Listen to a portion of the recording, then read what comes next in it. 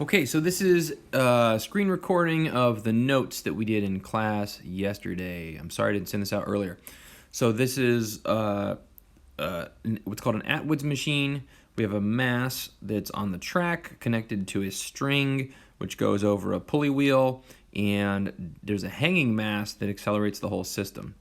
So the key takeaway from this drawing is that the dotted red line right here is kind of the border of what we are going to call our system.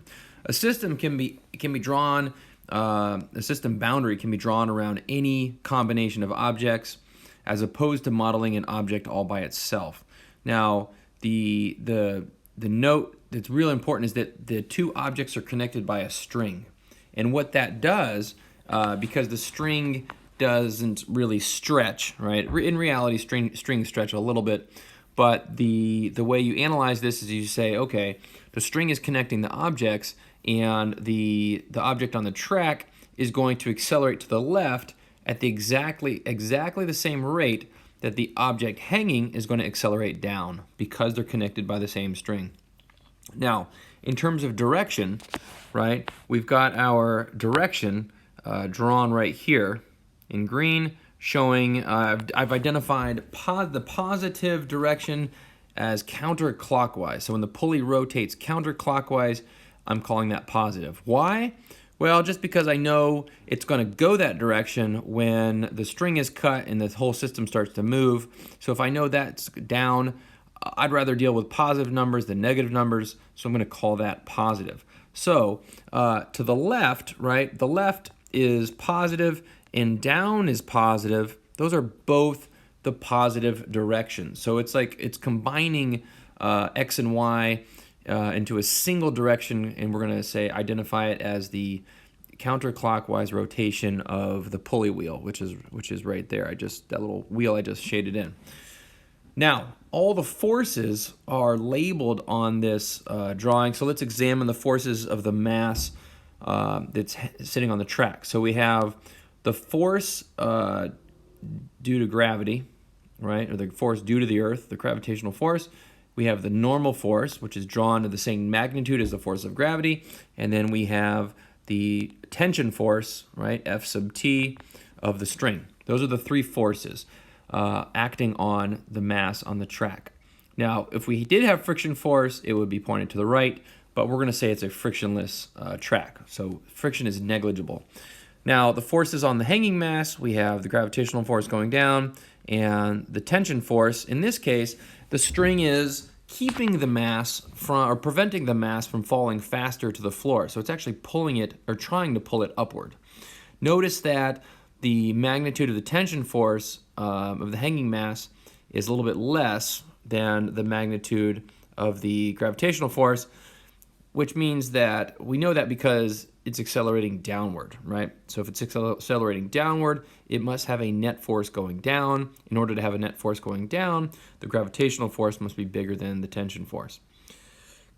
So why are some forces blue and some forces red?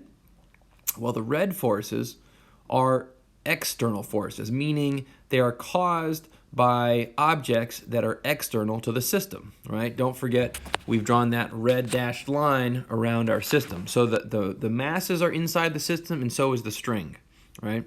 So the two tension forces are blue because they are inside the system. It's kind of like taking your hands and pushing your hands together, right? That doesn't cause your body, if your body is the system, it doesn't cause your body to accelerate. Those forces cancel each other out, right? If I were to highlight, this force going to the left here, that's going in the counterclockwise direction. If I were to highlight this force, it's trying to accelerate the system back in the clockwise direction. They're going in opposite directions. They cancel each other out. So those forces don't matter in terms of analyzing the system because they're internal forces. Only the external forces, which are the forces caused by the track and the forces caused by the Earth, the gravitational forces, those are the forces that could potentially cause the system to accelerate. But the truth is, the gravitational force on the mass on the track is going perpendicular to the direction of motion. And if it's perpendicular to the direction of motion, that means it's not contributing to the direction of motion, right? Similarly, if I take that one off, the normal force from the track is also perpendicular to the direction of motion. So it does not have a component going in the direction of motion, so it's not contributing to the acceleration of the system. Now, when you look at the gravitational force of the mass hanging, that is in the direction 100%. It's 100% in the direction of acceleration. So all of it, we don't need to resolve it into components. All of the gravitational force of the mass hanging is going to cause the system to accelerate. In fact, out of all the 5 forces labeled in this diagram, it is the only force that is both external and in the direction of acceleration. So it is the only force that's going to contribute to the acceleration of the system. So when we write our equation, if you wanted to, you could include the 2 tension forces, but one would be positive and one would be negative, and they would cancel each other out, right? Because one is trying to accelerate the system in a clockwise direction, one in a counterclockwise direction. They are in the direction of acceleration, but they're internal, so you really don't even need to include them. The only force that does matter is the gravitational force of the mass hanging. So that is the net force because it is the only force. So now, if we look at our general equation or our guiding equation, the sum of the forces is equal to mass times acceleration. We need to be careful that the mass we use is the mass of the system because we're talking about a system, not a single object. So when we replace mass, we have to replace it with mass hanging plus mass of the mass on the track, right? And then acceleration, we can use a single variable for acceleration because they both accelerate the same amount. So notice you could distribute that if you wanted to, right?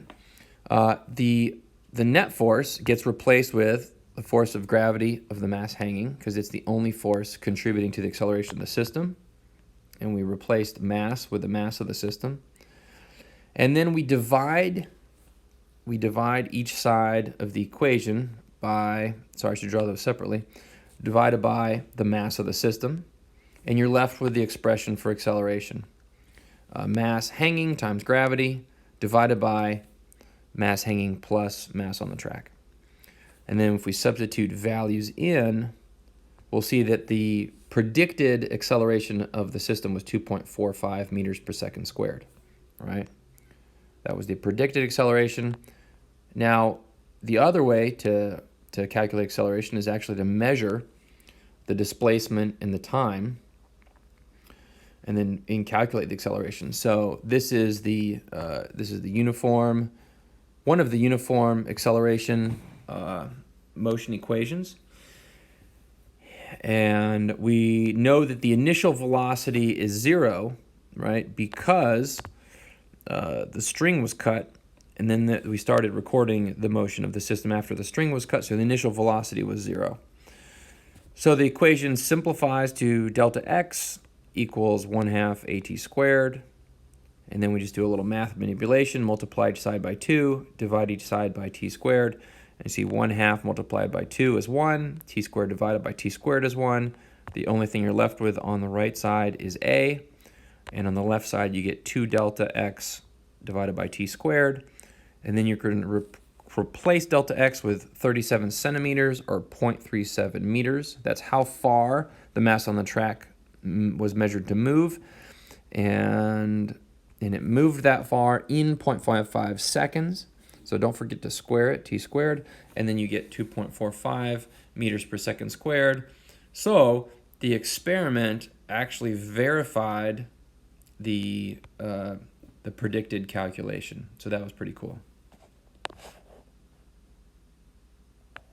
I was about to hit pause, but what I would recommend is doing this calculation again, this calculation again, with different instances of the Pivot Lab, and make sure that you are doing 2 things. 1, that you're predicting an acceleration, and 2, that your acceleration is verified by the data in the experiment. And that'll do two things. It'll show that you're using the equation correctly and that you're collecting the data correctly, which is really important to make sure you're reading those numbers off the meter stick. So, all right, let me know if you got any questions.